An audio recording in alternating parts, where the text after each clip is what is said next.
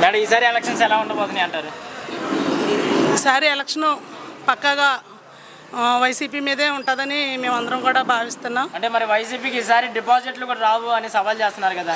ప్రతిపక్షం అలాగే మాట్లాడుతుందండి. ఎందుకంటే పేద ప్రజలందరూ కూడా జగన్మోహన్ రెడ్డి గారు వెంట ఉన్నారు. దాన్ని ఎవరు కూడా ఆపలేరు. ఏంటంటే వాళ్ళకి ఓటు బ్యాంకు లేని వాళ్ళని దుష్టప్రచారం చేస్తూ ఉంటారు. అంతే తప్ప ఎక్కడా కూడా మరి జనసేనకి కానీ టీడీపీకి కానీ డిపాజిట్లు ఎక్కడా రావు.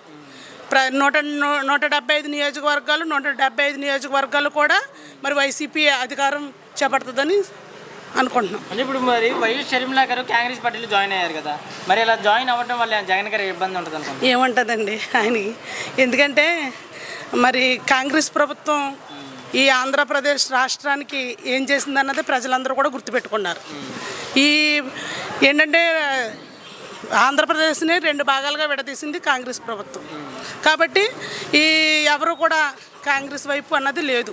కాకపోతే ఏంటంటే జగన్మోహన్ రెడ్డి గారి మీద కక్షతోటే మరి ఆయన జగన్మోహన్ రెడ్డి గారు చెప్తానున్నారు కుటుంబాలను చీల్చి రాజకీయాలు చేస్తారని. అలాగే ఏంటంటే చంద్రబాబు నాయుడు గారి వల్ల కానీ పవన్ కళ్యాణ్ గారి వల్ల కానీ అనేకమైన పార్టీలు కూడా కలిసినా కూడా జగన్మోహన్ గారిని ఓడించలేము అని భయంతోనే మరి కుటుంబాలను చీల్చి మరి వాళ్ళ సిస్టర్ గారిని రాజకీయంలోకి ఈ ఆంధ్రప్రదేశ్లోకి తీసుకురావడం అనేది జరిగింది. ఇప్పుడు సంక్షేమ పథకాలు పెట్టారు కదా మేడం, ఇలా పథకాలు పెట్టి ప్రజలను సోమరిపోతులు చేస్తున్నాడు జగన్ అని అంటారు కదా, మరి చంద్రబాబు గారు నిజంగానే సోమరిపోతులు అవుతున్నారా?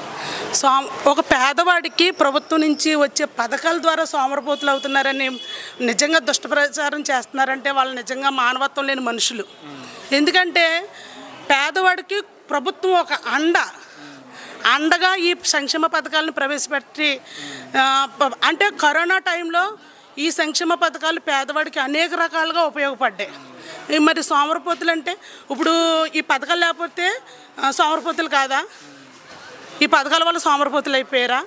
అంటే వాళ్ళు అంటే ఎలా ఢీ కొట్టాలో తెలియక ఇటువంటి దుష్టప్రచారాలు చేస్తారు. కానీ ప్రజలైతే ఎక్కడ కూడా సోమరిపోతులు అవ్వలేదు. ఏంటంటే జగన్మోహన్ రెడ్డి గారిది ఒకటే ఆలోచన, పేదవాడు లక్షాధికారిని చేయాలన్నదే జగన్మోహన్ రెడ్డి గారు ముఖ్య ఉద్దేశం. పవన్ కళ్యాణ్ గారు అన్నారు ఒక సైకో ఒక రౌడీ మన పరిపాలిస్తున్నా మనం సిగ్గుపడాలి అంటున్నారు కదా.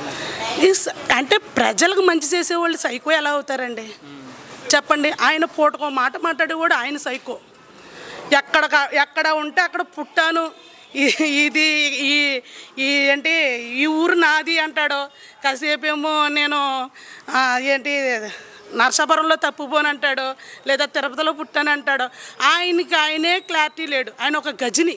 ఆయన మాటలు ఎవ్వరు కూడా అసలు పరిణామంలోకే తీసుకోరు. ఆయన్ని సైకో అంటామన్నది ఆయనకి ప్రజలు ఎలా బుద్ధి చెప్తారన్నది త్వరలోనే చూసుకుంటారు. మరి ఒకవేళ భీమవరంలో ఈసారి కూడా పోటీ చేసే గెలిచే అవకాశం లేదంటారా? పోటీ చేసినా కూడా అసలు డిపాజిట్లు అయితే రాదు. మరి ఈసారి వైసీపీకి ఎన్ని సీట్లు వచ్చే అవకాశం ఉందనుకుంటున్నారు? మేమైతేనండి జగన్మోహన్ రెడ్డి గారు సుపరిపాలన, ప్రజలకి చాలా ఉపయోగపడే పరిపాలన, ప్రతి సంక్షేమ పథకం కూడా ప్రజలకు ఉపయోగపడే పథకాలు. కాబట్టి జగన్మోహన్ రెడ్డి గారు 175 సీట్లు కూడా అత్యంత మెజార్టీతో గెలుస్తారని మేమందరం కూడా ఆశిస్తున్నాం.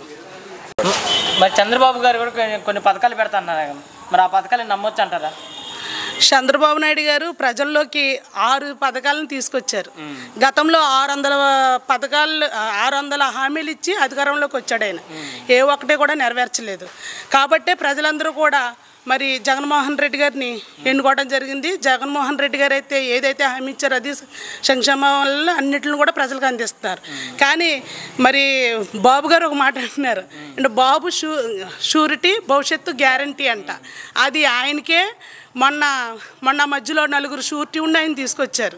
ఆయనకే షూరిటీని ఎత్తుక్కున్నాడు. ఆయన మనకేం షూరిటీ ఉంటాడు? అంటే బాబు గారు జైల్లో నుంచి బయటకు వచ్చారు కదా, అప్పటి నుండి న్యాయమే గెలిచింది అని ఒక నినాదం అంటున్నారు కదా. ఆయన 4 షూరిటీలను పెట్టుకుని ఆయన బయటకు వచ్చిన ఆయనకి న్యాయం ఎలా జరుగుద్ది చెప్పండి? అన్యాయంగా నన్ను లోపలేశారు. అన్యాయంగా అయితే ఇప్పుడు చట్టం ఎవరి చుట్టమో కాదమ్మా. చట్టం దేని పని అది చేసుకుంటూ వెళ్తుంది.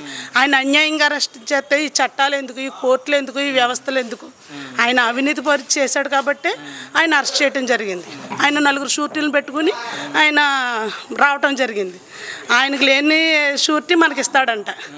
అదే. మరి సరే అంటే మరి చంద్రబాబు గారు అన్న ఖచ్చితంగా ఓడించి ఇంటికి పంపిస్తాం జగన్ అని సవాల్ చేస్తున్నారు. ఆయన వల్ల కాదు కదా, ఎవరి వల్ల కూడా వల్ల అవ్వదంటారు. అవదు.